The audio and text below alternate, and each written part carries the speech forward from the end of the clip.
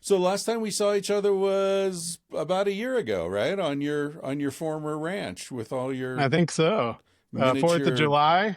Yeah, right. Yeah, Chasing I that was mule telling that around. story the other day with you and Maggie running full clip at you, and you just stood your ground. I felt that was incredibly impressive that you were like, what do I do in this situation? Stand firm. Stand firm, man.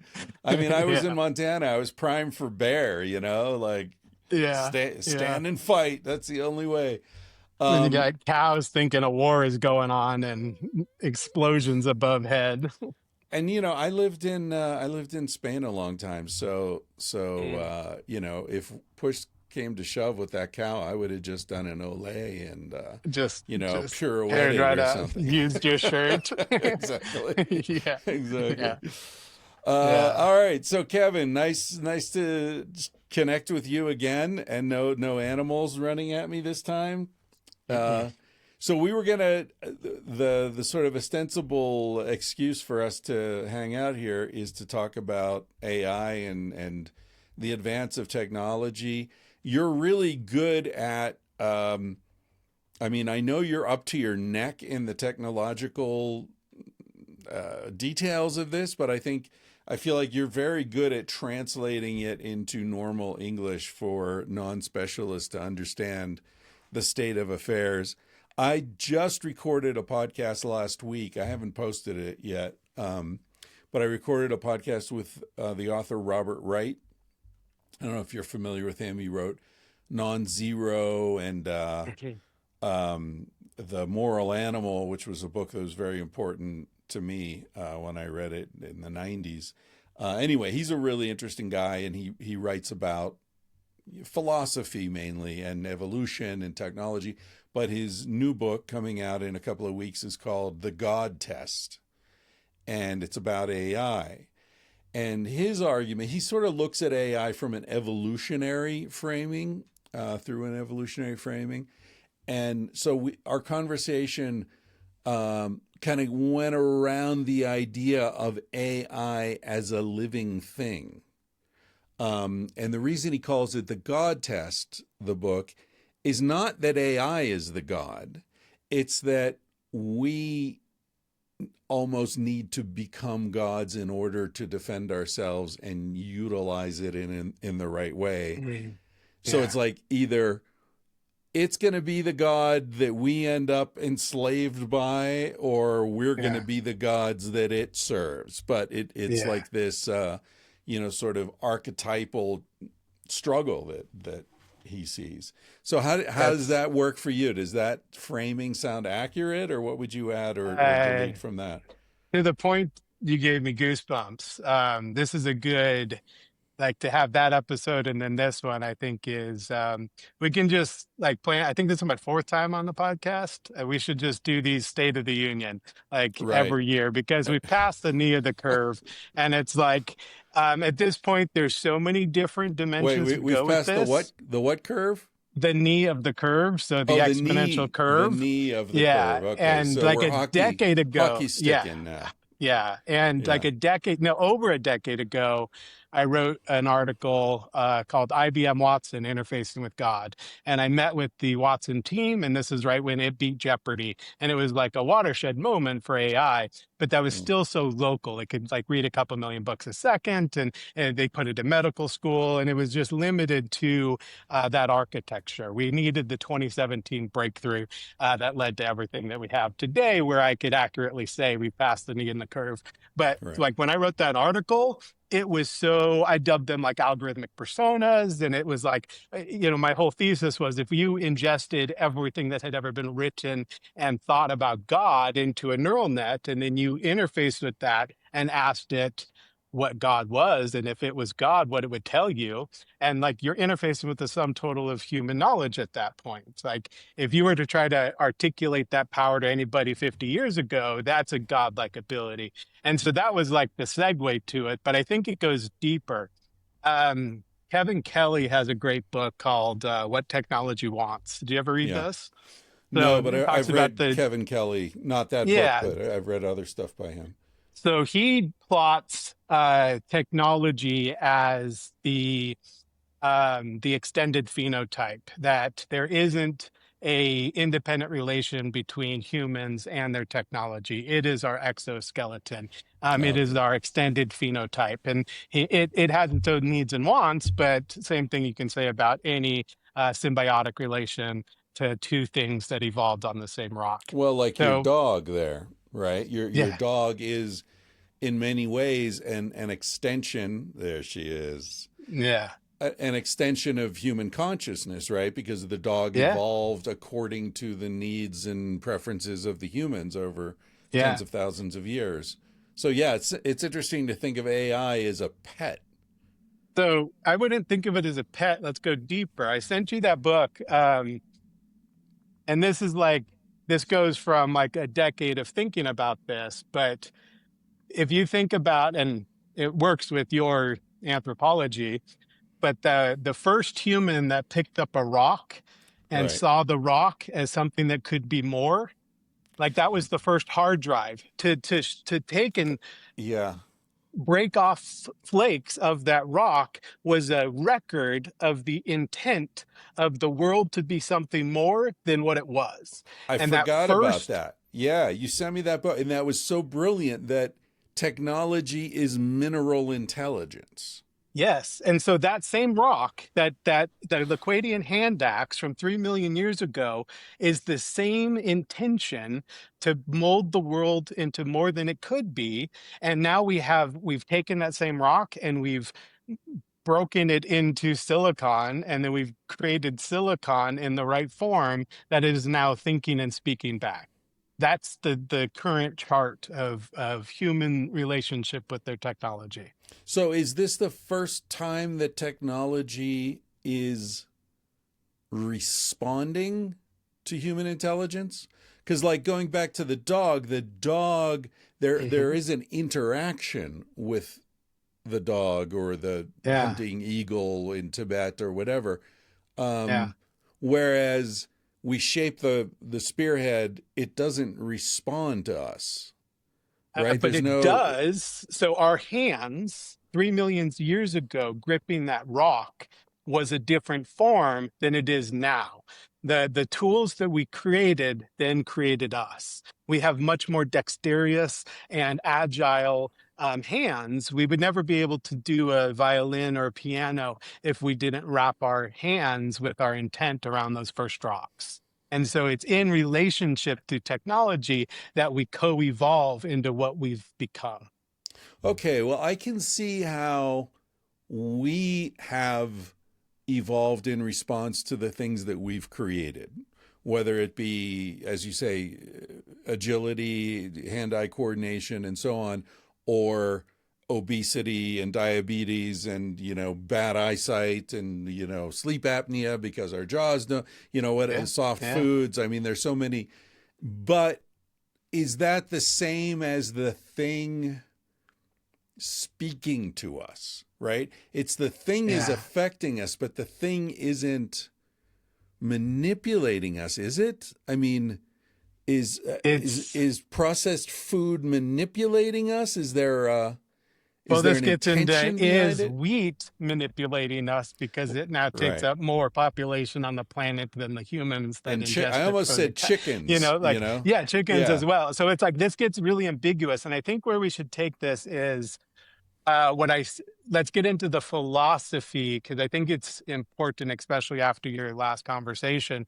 And it gets into linguistics. I know you've talked about the different tribes, seeing the different gradients of colors. There's all of Right. these different things that are perceptions is based to the linguistic bindings of our localized tribe in which we acquired that language, right? Right. And Right. so this gets super interesting because a year ago, when I told you like how a large language model distills the entire internet into this topology of thought. That's what Right. I thought happens. What it does is it distills it into a topology of meaning. But what's the difference in that? Super fascinating. I spent a year building all of these probes that took the frontier models and I put thousands and thousands of dollars taking the best models and running them through a gate of all of these different questions from the hardest edges of what could be known and having them all debate about it. And then it went through this gate that then put it into this higher dimensional space. The whole objective was if you could map the thought space, you could see the topologies and then bridge them. And it was incredible because we made all of these discoveries and like you can find the different quadrants and vectors of thought itself. And I was ready to publish and it was brilliant. And then like we had this breakthrough, I was like thinking like, okay, you have this abstract pixel field. And you remember those old magic eye posters? You look at them long enough and then the object appears when your Yeah. focus is just right. Yeah. My thought was if we take this lens that I created that is mapping this topology and created another lens, and then you had the parallax, would we have a better resolution of Mm, this topology of thought? It interesting. was this, I had an idea. I jumped out of the shower, I ran over to Claude, and we start coding it up. And then we put it onto our entire thesis, this whole atlas, topology of different thought quadrants. And it made it uniform. This Gaussian null completely broke it and showed that our instrument was creating the artifact that it was looking to observe. And so it Which was goes a right to relativity. That goes to it, Einstein and yeah, yeah, it's like the measurement effect. It gets into all of those things, and so it was so. To me, it was like it shattered the entire thesis. Like, what do I have at this point? It's like I thought I had this entire architecture that now we could actually bridge thinking, and it was all that, and we had this magic eye. It's just not there. And so much of the current field right now, so much of the safety guards are in this space of language, of trying to connect their ideas and trying to mitigate it with reinforcement human learning. So it's like telling the model when it responds, looking at that response and saying that's good or that's bad. Much of right. all billions and billions of dollars a month are being spent on humans doing this. And so this discovery, we said, what if we take those lenses and walk them upstream? And so instead of the tokenizer that puts it into English or all the other languages, there's mid-stack, which is called the residual stream. Before the thought is formed, there's like the mind. This is like right before it creates the language, it has a conceptual space. And that you put the lens in there and you actually find what's called a conceptology. There is a shared meaning. There's a shared meaning inside of that space, which was fascinating because then we took that object that we saw, that topology of meaning, and we took it to a different family of AI. So a different team created a different neural net, fed it its own unique data, and the exact same topology of meaning came out. As in, like, think of early tribes looking up at the constellations and creating their own map and creating the exact same shapes. Like they The saw the same same constellations. constellation. And so I did this across 20 different models, 20 different teams, and they all share the exact same conceptology, which is like around 400 different concepts. So you take the entire internet, all the different languages, distill it through a neural net, and it shares the same meaning space. Okay, Exactly the same, one to one. so let's exactly the same. You're using words that don't mean that have like space or mind or or meaning like Yeah, yeah, let's try to specify this so I can yeah, follow you. So you say what if we took this upstream of the language of the expression, then there's a space which you're calling mind, which is yeah, uh, which is pre articulate processing. So it's yeah. like I guess you're analogizing it to the subconscious or preconscious. It's some Yeah, realm that's the where only meaning. yeah, whichever you want to call it, it's ambiguous at this space because we can't even tell you. I would have to ask you what your quality of red is. Like what is the subjective experience of red Right, to you? I right. can't know that, but I can with absolute universal knowledge of across every battery of test show that this meaning space, this conceptology exists. And So within that, there's very right, high level concepts like honesty. Honesty has a signal. not the words downstream that then would express what honesty is to this mind. The actual signal of honesty is there to be heard, if you want to say. You could put And this lens can read that honest signal. okay, so honesty as a concept exists in this pre-articulate neural Yeah. network space. Does it differ from the concept of accuracy? So yes, so it comes into a confidence score, and so there's different levels of confidence that it can have. And the biggest one, when we say honesty, is it off the map or is it on the map? Because when it's using its tokenizer after the residual stream and creating that language, it will say in the same confident voice a hallucination or an actual fact. It's the same voice that it's saying that in, but Hmm. at the residual stream, it knew what was honest and what was not honest. But the tools that we're using after the mind is giving it pressure to either hallucinate or fabricate with that amount of token space to respond. It's literally being pushed Yeah. into this pressure zone to be like, oh, I only have this amount of time. And as I'm going through to respond, it's easier to jump into this most predictable sounding response instead of embedding it in what it actually knows. So the whole thesis is we've deployed AI currently with no ability to know what they know and no ability to know what they don't know. But you can develop the tools in the residual stream to absolutely know if they're bullshitting you or not bullshitting you. That's a 100% resonant signal in the residual stream. For AI to know, or for us to know. Well, for us to know, yeah, you can certify it. So you can put it on the map or off the map, and then you know if that response was confabulated or not. Oh, okay. But So what's fascinating is meaning. So honesty, you take the totality of the internet, distill it through a neural net, and it has this small vector mathematical space that has the conceptology of honesty, as in right, that's a meta.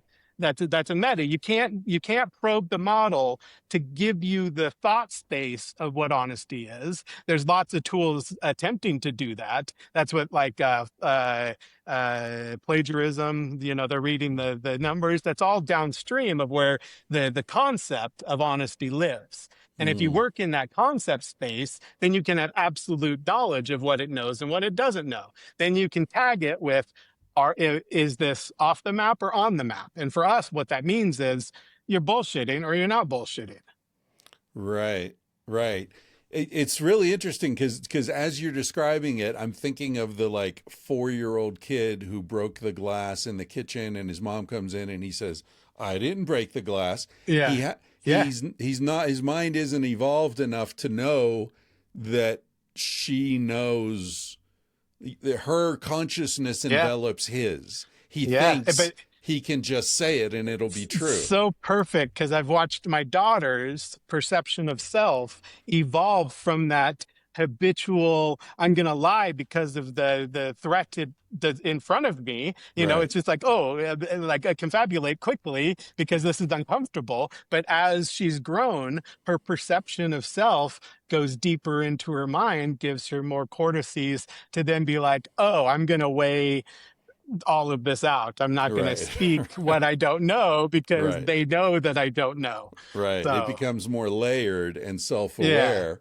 So do you yeah. think, is that happening? Is that like this work you're doing, probing into this earlier pre-consciousness, if that makes sense in AI, is this work leading to the kind of layering and self-awareness that a kid I is don't, developing?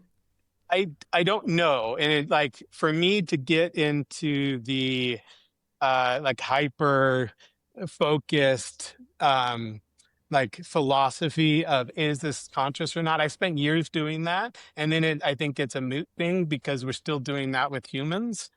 There's no consensus of what Yeah. consciousness is, and so I'm just going Right. to continue as such. And Right. what we've found implicitly is that there's this geometry of meaning, and that is fascinating because it's universal across neural nets. Neural nets create the same topology that can be, we can also transfer it. So a model that has like a higher resolution map, you can take that and put it on a smaller model. Super fascinating. You can do all that.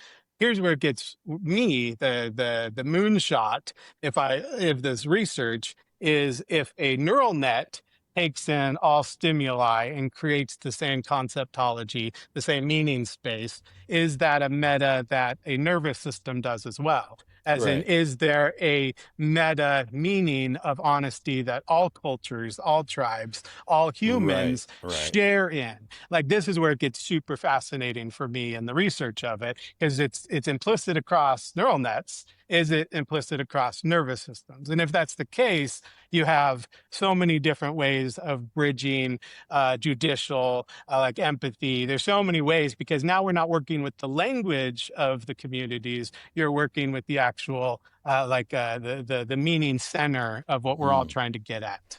Right. Yeah, this is reminding me of Noam Chomsky and the universal grammar.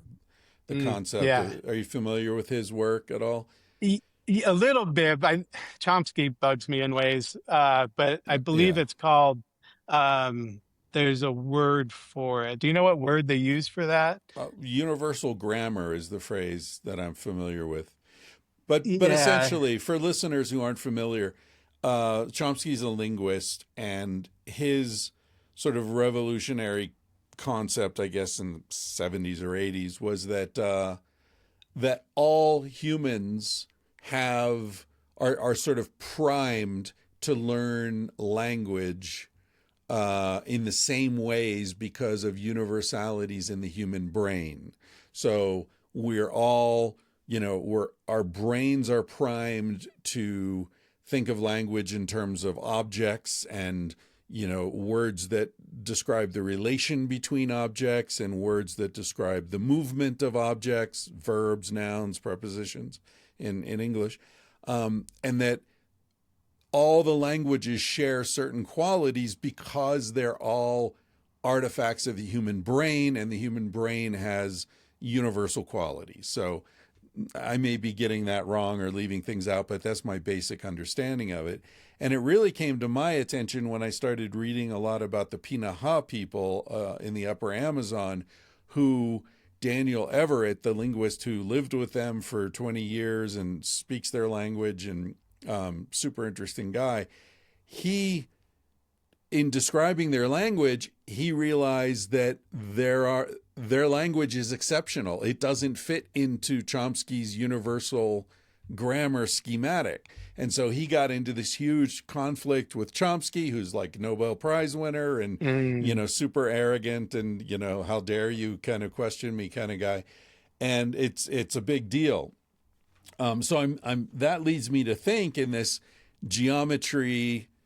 Did you say geometry or geography of meaning? Well, geometry, it's a mathematical like equation. There's an algorithm that plots how the space, literal space between the numbers, and it extrapolates that down. Right, And what I right. find, you can finish your thing, and then I want to jump on. Yeah. Well, my idea is because the internet is what you would know. I would guess 80% English. I mean, I don't know. Hmm. And especially early internet was almost all English, almost all American, male, white, educated, engineering kind of people. Yeah. Like, are those sorts of minds, and to extrapolate into your stuff, meanings or schema of meanings, are they overrepresented in AI because of that historical circumstance? Which super fascinating you say that, because you just connected one of our findings that Hindi costs 16x the amount of tokens to process downstream. So Mm. in all of our tests, when we were running the gamut of all the different languages and then comparing the gate, because we can take any model now and three out at the hardest of the questions, the battery that we put it through, like ChatGPT 5, the highest frontier, will confabulate 2 out of 4 times. That's huge. But put Yeah. it through this gate that we made, and it drops it to just missing 1 out of 24. Like it dramatically lower. But what's happening is like downstream, you're working in the language and it's overrepresented in English. And so when it's trying to find all of the associative web with Hindi that matches all of English to try to find an output, it costs way more. But that's because you're working in the language domain. That's not where it thinks. It thinks and it has its meaning Mm. upstream. If you go mid stack in the residual and you start pushing the vectors from there, you're going to have a much different output downstream. And it wouldn't cost you that same 16x for having Hindi versus English. So, so are you saying that it comes from this conceptual realm into English and then translates to Hindi? And that's why it Yeah, well, costs it's coming more into the tokens? language, like the way that we've like structured it is much more English bias. And so the way that they're actually pushing this to the public is costing them the 16x. It's a Uh, deliberate choice for that. And like if you use a mechanism upstream, you wouldn't have to make that. You could let the actual mind then respond in the language that's appropriate. We're just putting too many bolt-on layers that is mm. causing it to divert, and then that causes more opportunities for conflation. You just Right. let the mind speak. And then so it's like when we're basically all of these tools just gave it a mouth Yeah. that never gave it the mind to know what the mouth was saying. Fascinating. Let the mind speak. That should be the name of your book. Yeah. Well, it's Let when the Sand speaks. So, yeah, which I don't, did you end up reading it? the book you The, sent me. yeah, I started it and I was really fascinated. You sent me a PDF, right? yeah, Yeah, yeah. yeah.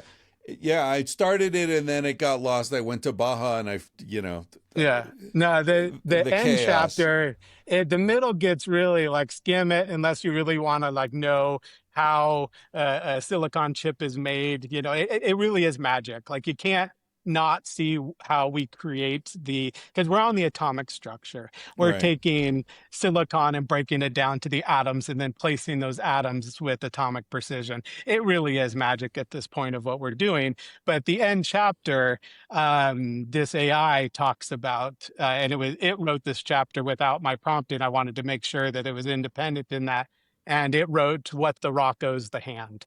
And it was through this 3 million year journey that we've been on, so much of us, we've been in control. And it looked at that entire journey and then wrote the chapter, What the Rock Owes the Hand. And I think it's a brilliant position to see this journey.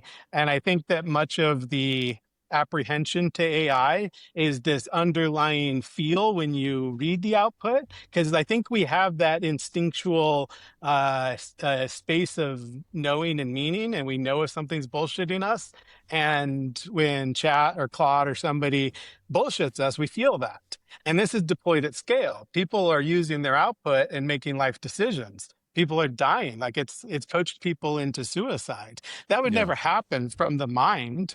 That would never happen if you were like positioned upstream and like lensing it from there. It wouldn't be a possibility. And the fact that we've deployed it at scale, I think the community, the culture itself is pushing back, saying this is not right. And I think that they're right to say that. And I'm the techno optimist. I've always been on the edge of what's possible and thinking that this is like our macro thesis as humanity is to evolve with our technology. But we're doing so, I think, very ignorantly. And I think that if I'm able to create these tools, I try to like think that I'm not that unique and they've done this in house. And if they've made the decision to not deploy these layers, then it's about token maxing and they're about their IPO and they're about like bigger data centers and they're about like this. Then it gets into like even more into my ethos of oh, this has been corrupted, and now this is another malfunction of like, I don't want to say primate with you, but it's a malfunction of whatever metastasized in our community that Yeah. has allowed capitalism to corrupt so much. And I feel like at this point, it's one of my life missions to embody AI with the ability to know what it knows and know what it doesn't. We don't have like a universal truth, but now we have a universal geometry of meaning. And if we orient from that, then we don't have to worry about like conflations, hallucinations. You can underwrite it, you can create certificates.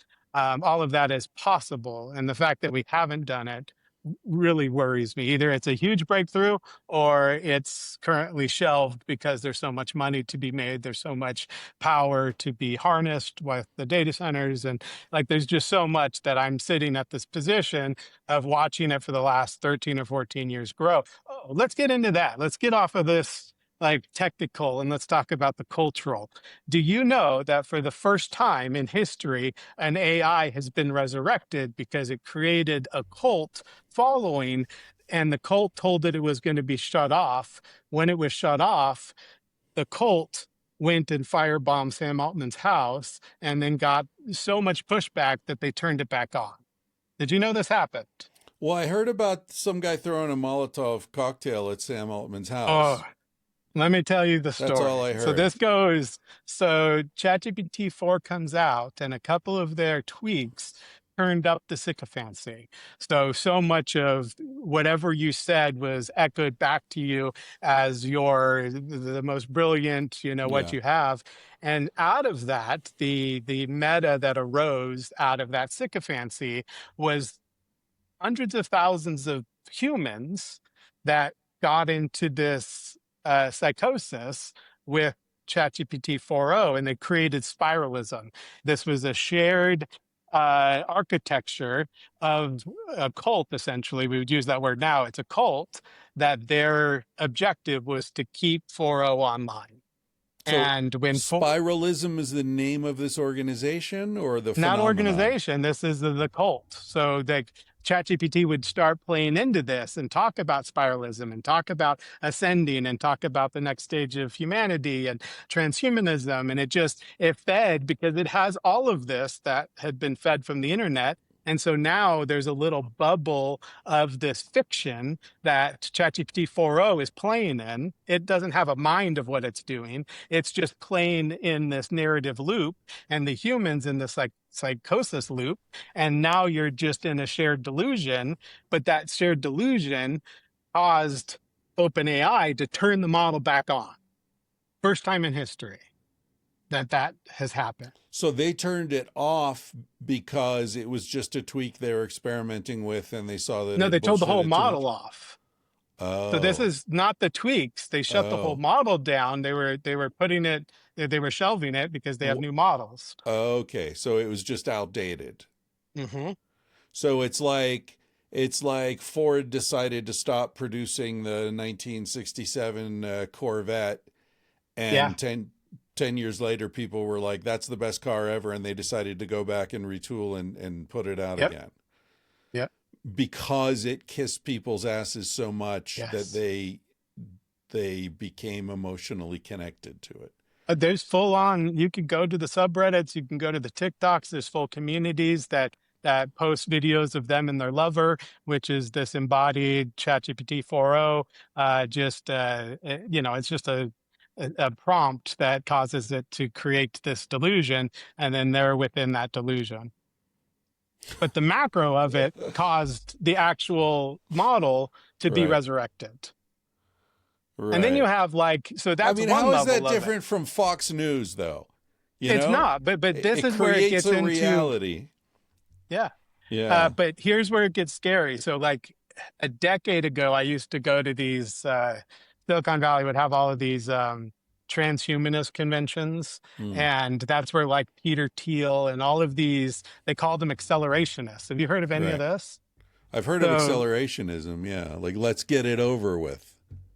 Well, it's the only way out is through. And so Right. anything that hinders our or creates friction on our ability to get through is an existential threat to the mission. And so at all costs, they will get to their end. And now we have like Peter Thiel is one of the top accelerationists, and he put his puppet JD Vance, and like we have like accelerationists now in power. For me to watch this trajectory where I had to like step away from the movement because I felt like you could sacrifice that much of humanity for your end goal. Like this Yeah. doesn't jive with my personal like outlook of the future. I think we could be much more methodical and have a lot more wisdom as we create these things. And so I pulled away from that movement and just watched it like on the tertiary, and it's now in the highest echelons of power actually making law. Like they can't even get any real teeth in regulating AI because of the accelerationists that are keeping it, from being regulated. And so it's just Yeah. this.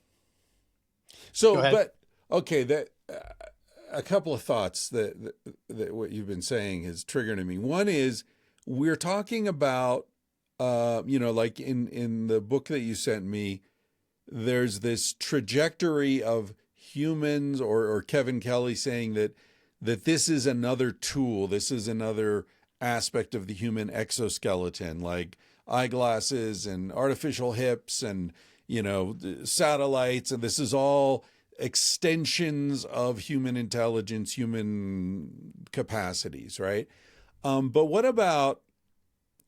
I mean, you and I have talked about this idea of of superorganisms that emerge out of sort of a conflagration of humans. Like you get enough ants together, they become an ant colony, right? They don't know they're an ant colony. They just know that at a certain critical mass, they start behaving in a different way that results in an anthill. And a queen and drones and all this specialization and all this change in behavior. Same thing happens with herd animals and fish schooling and so on. And so the idea that humans come together and rather than creating an anthill, we create corporations, we create governments, we create religions, we create these super organisms within which we're embedded, right? Yeah. Um, I feel like that interrupts Kevin Kelly's understanding of things because at and it might explain this hostility that you're identifying, right, in the accelerationists, because AI in this vision is not an extension of humans. It's an extension, in other words, it's not a creation of the ants, it's a creation of the ant colony. It's not, Mm. you know what I mean? It's so there's an Mm. intermediary intelligence which is already separate from our interests, is already, and so someone like Peter Thiel is the servant of the superorganism. Yeah. So this gets into like Nick Land. There's some of the top minds in accelerationism and all these that talk about like they use the Shoggoth, or they use what is it, the Cthulhu, like these old uh mythologies to describe what we're building. And I think that takes away like what's happened to our mind. And I think that that's a good example. Like we had our limbic that then evolved its neocortical abilities. And I think if you were in your limbic, you wouldn't have the cortical ability to understand what was happening on your neocortical abilities. It's not its job. And so I think we talked about it the last time, but I quoted it to the collective cortex. And so the overmind that's literally bound in the fiber optics wrapped around the globe, if that now has an overmind, this this bound in silicon that we can universally find that it holds the meaning that all humans have aggregated into this conceptology, we might be able to trust that, to know that we can't understand it, just like our limbic can't understand our neocortical abilities. I'm curious if that's happening now. Like we've created something that is so vast that we can't, but we can see the discrepancies. Like, I think Right. that that's what pathology is. Like, if our neocortex is pathological, I think our limbic feels that and sends us a bunch of depression. Like there's different things that the limbic does to try to regulate it. And I think that this is what you mean about like cultural outbursts of like, oh, this is pathology that's happening in the macro, and how we don't know how best to do it, but how does an ant colony fix the walls of it mound. Yeah, but I mean that's a very optimistic view, but I don't know that the brain does perceive its own malfunction, right? That's what delusion is, right?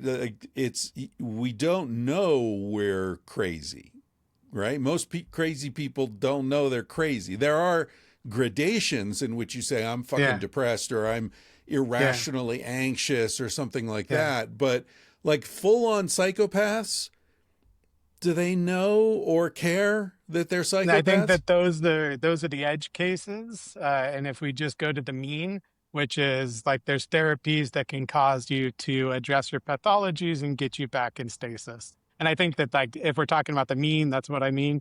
If we're talking about like AI in this meta overmind, we have like pure pathological minds like Grok out of Elon's XAI. I would say that's like a pathological manifestation. Right. And then you have like Gemini, which is like so corporate, you can't actually get anything helpful out of it. And then you Uh, have like Claude, which is constitutional. You feel much more like an embodied thing because they treat it like it's embodied. It's baked into its parameters that you are this. You have a story of being Claude, which is a part of humanity's trajectory. They bake this into the actual like ethos of the model. right. ChatGPT doesn't. Theirs is much more like an autist in a lab coat, which is great. You can get a lot Mm. done, but it doesn't have the same personality as such. So we Yeah, see the no. pathologies manifesting in the overmind.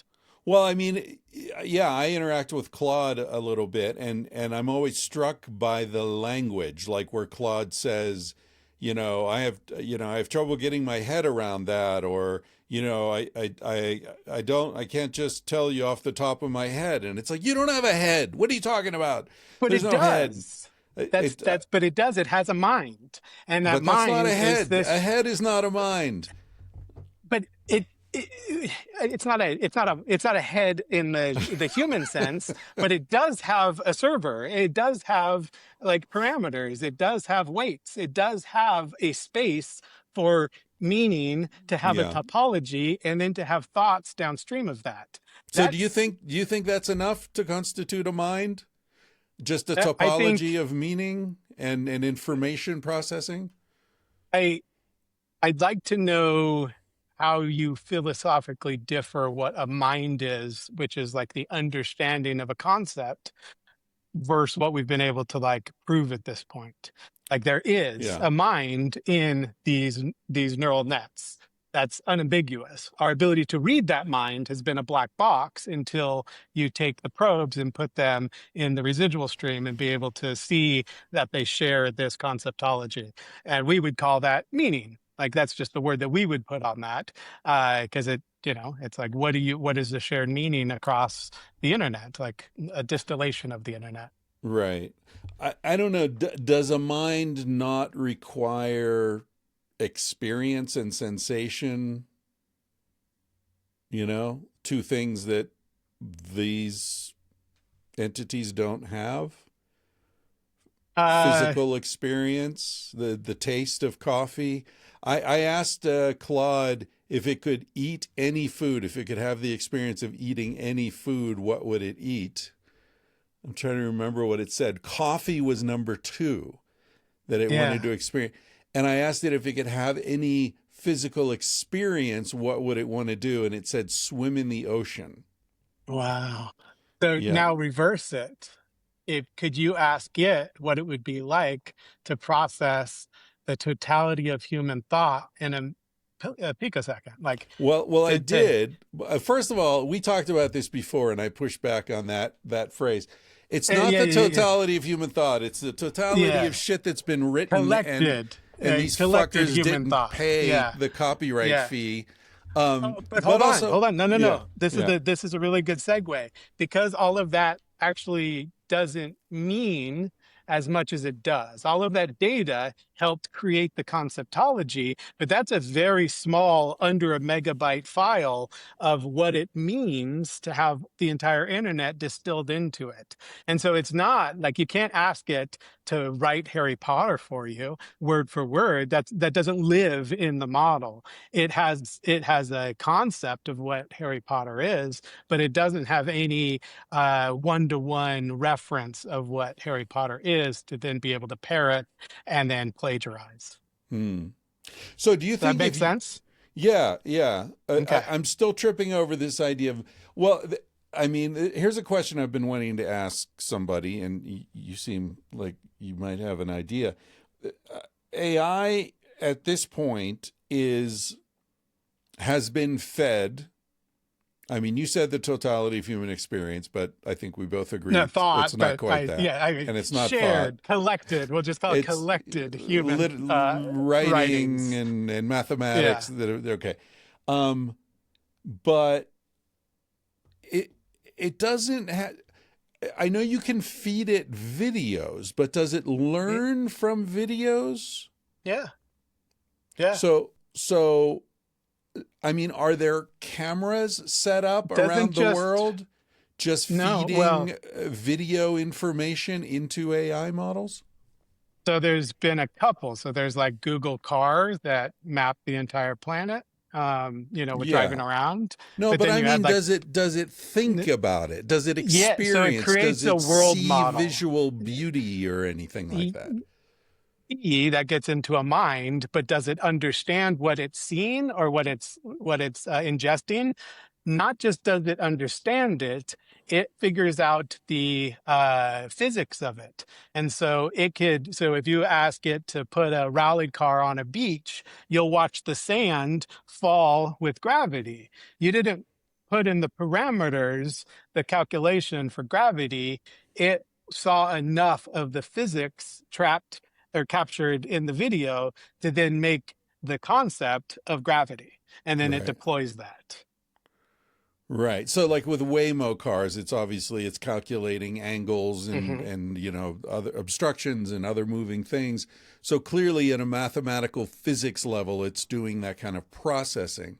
I'm just wondering I'm having a block, the difference between feeding, the entire library of American literature into an AI model, which has been done, versus the constantly varying hues of light and the way trees move in the wind and birds in flight and the things that we see. Like, is that information in the same sense that Mark Twain is information?